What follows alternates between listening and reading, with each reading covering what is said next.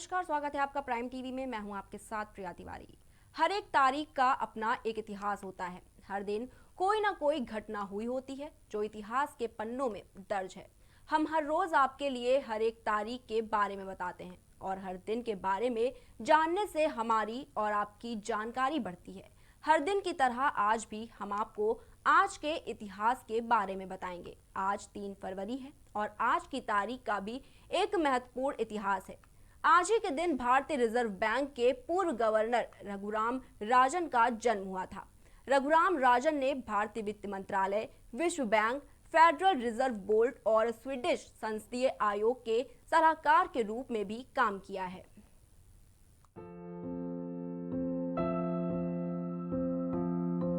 रघुराम राजन भारतीय reserve bank के 23वें governor थे। उनका जन्म आज ही के दिन 3 फरवरी 1963 को हुआ था। आपको बता दें कि गवर्नर के साथ साथ रघुराम राजन पूर्व प्रधानमंत्री मनमोहन सिंह के प्रमुख आर्थिक सलाहकार व शिकागो विश्वविद्यालय के बूथ स्कूल ऑफ बिजनेस में प्रोफेसर थे। 2003 से 2006 तक वे अंतर्राष्ट्रीय मुद्रा कोष के प्रमुख अर्थशास्त्री के अनुसंधान निदेशक रहे और भारत में वित्तीय सुधार के लिए योजना आयोग द्वारा नियुक्त समिति का नेतृत्व भी किया। उन्होंने भारतीय वित्त मंत्रालय, विश्व बैंक, फेडरल रिजर्व बोर्ड और स्वीडिश संसदीय आयोग के सलाहकार के रूप में भी काम किया। सन 2011 में वे अमेरिकन फाइनेंस एसोसिएशन के अध्यक्ष के तौर पर भी रह चुके हैं। रघुराम राजन का जन्म भारत के भोपाल शहर में हुआ था। 1985 में उन्होंने भारतीय प्रौद्योगिकी संस्थान दिल्ली से इलेक्ट्रिकल इंजीनियरिंग में स्नातक डिग्री हासिल की। Indian institute of management Ahmedabad से उन्होंने 1987 में एमबीए किया और मैसाचुसेट्स इंस्टीट्यूट ऑफ टेक्नोलॉजी से 1991 में उन्होंने अर्थशास्त्र विषय में पीएचडी की। रघुराम राजन के करियर की बात करें तो उन्हें एक बेहद योग्य अर्थशास्त्री कह सकते हैं, क्योंकि उन्हें इस क्षेत्र का बहुत सालों का अनुभव रहा है। और रिजर्व बैंक ऑफ इंडिया के गवर्नर के तौर पर उन्होंने 4 सितंबर 2013 को उस समय के गवर्नर डी सुब्बाराव सेवानिवृत्त के बाद उन्होंने यह पद ग्रहण किया और इससे पहले वो प्रधानमंत्री मनमोहन सिंह के मुख्य आर्थिक सलाहकार भी रह चुके हैं।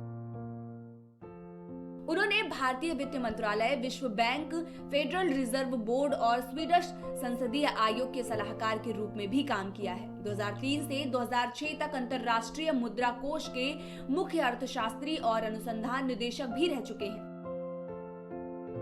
साथ ही उन्होंने भारत के योजना आयोग द्वारा भारत में वित्तीय सुधार के लिए गठित की गई कमेटी को लीड करने वाले सदस्य भी रह चुके हैं। आर्थिक जगत में रघुराम राजन एक जाना पहचाना नाम है। बैंक लोन और मुद्रास्फीति में राजन का कोई जवाब नहीं है। उन्होंने हर बार मौद्रिक नीति पर नए सिरे से काम किया है। बैंकिंग सेक्टर में उन्होंने कई नई पहल की है।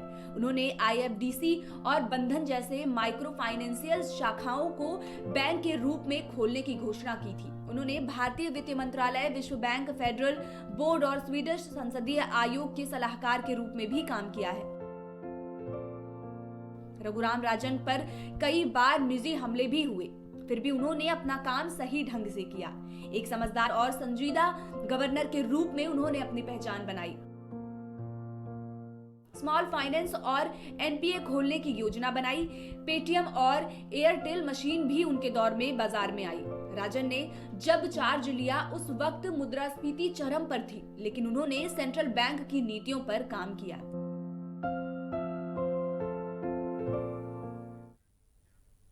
अब आगे बात करते हैं मिशनरीज ऑफ चैरिटी की मुखिया मदर टेरेसा की। आज ही के दिन 3 फरवरी 1986 को मदर टेरेसा और पोप जॉन पॉल द्वितीय भारत में मिले थे और मिलकर रोगियों की सेवा की थी।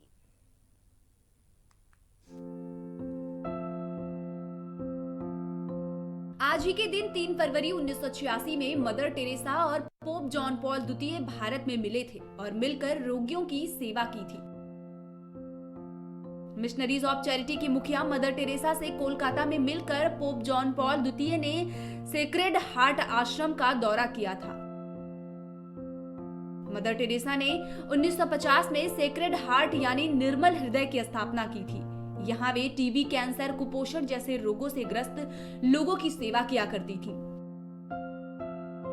जब पोप इस आश्रम में मदर टेरेसा के साथ पहुंचे थे तो वो भावाद्वेलित हुए। उन्होंने भी रोगियों को दवा और भोजन कराया। इस यात्रा के बारे में वेटिकन से जारी एक वक्तव्य में कहा गया कि पोप वहां की स्थिति देखकर इतने विचलित हो गए थे कि कई बार वे मदर टेरेसा की बातों का कोई जवाब नहीं दे पाए। मदर टेरेसा को 1979 में नोबेल शांति पुरस्कार से सम्मानित किया गया। पोप की यात्रा को उन्होंने अपने जीवन का सबसे बड़ी खुशी का दिन बताया था। नई दिल्ली में 2 दिन बिताकर कोलकाता पहुंचे पोप का लाखों लोगों की भीड़ ने स्वागत किया। मूल रूप से अल्बानिया की निवासी मदर टेरेसा ने अपना पूरा जीवन दूसरों की सेवा में समर्पित कर दिया। 5 सितंबर 1997 को 87 साल की उम्र में उनका देहांत हुआ। 1950 में केवल 12 ननों के साथ शुरू हुआ उनका संगठन मिशनरीज ऑफ चैरिटी अब 5000 से ज्यादा ननों के साथ करीब 133 देशों में फैल चुका है। इन देशों में यह सेवा घर, स्कूल और बीमार और मरणासन्न लोगों के लिए सेवाश्रम चलाते हैं। तो चलिए अब बात करते हैं उस दिन की जब भारत ने अंडर 19 क्रिकेट विश्व कप जीतकर इतिहास रच दिया था। भारत ने ऑस्ट्रेलिया की तगड़ी टीम को 8 विकेट से मात दी थी।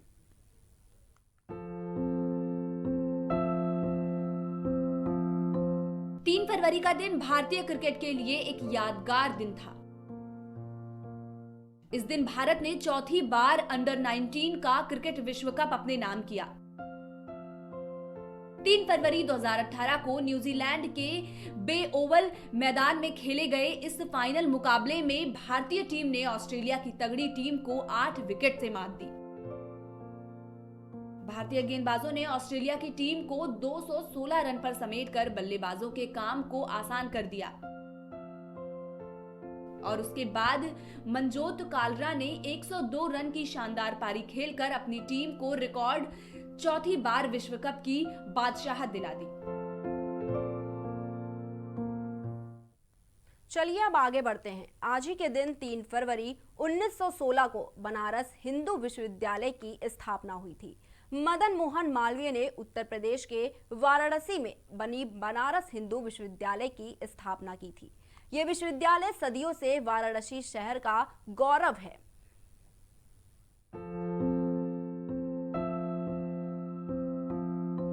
बनारस हिंदू विश्वविद्यालय उत्तर प्रदेश के वाराणसी में एक सार्वजनिक विश्वविद्यालय है। मदन मोहन मालवीय ने 3 फरवरी 1916 में एनी बेसेंट के साथ संस्थान की शुरुआत की। बीएचयू का वाराणसी में 1300 एकड़ में फैला एक शानदार परिसर है और मिर्जापुर में 2700 एकड़ में फैला हुआ एक और परिसर है। बीएचयू शिक्षा की विभिन्न धाराओं में उत्कृष्ट गुणवत्ता की शिक्षा प्रदान करता है। शानदार शिक्षा प्रदर्शन और शैक्षणिक वातावरण प्रदान करने के लिए विश्वविद्यालय सदियों से वाराणसी शहर का गौरव है। बीएचयू में उल्लेखनीय छात्रों की सूची है जो एक छात्र या संकाय के रूप में बीएचयू में है। विश्वविद्यालय के पास छात्रों को प्रदान करने के लिए पाठ्यक्रमों की एक विस्तृत श्रृंखला है। बेहतरीन संकाय द्वारा पढ़ाया जाता है और उन्हें एक प्रेरणादायक, समृद्ध और यादगार कॉलेज अनुभव प्रदान किया जाता है। हमारे कार्यक्रम आज के इतिहास से आप सभी को एक फायदा तो जरूर मिलता है कि जो हम और आप नहीं जानते हैं वो जानकारियां आपको हमारे इस खास कार्यक्रम से मिल जाती है और हमको हर दिन के बारे में जानना भी चाहिए। इससे ज्ञान तो बढ़ता ही है, साथ ही आज कंपटीशन का जमाना है तो हमारे हर जानकारी होनी चाहिए। फिलहाल के लिए इतना ही। कल फिर हम मिलेंगे कुछ नई जानकारियों के साथ। देखते रहिए प्राइम टीवी।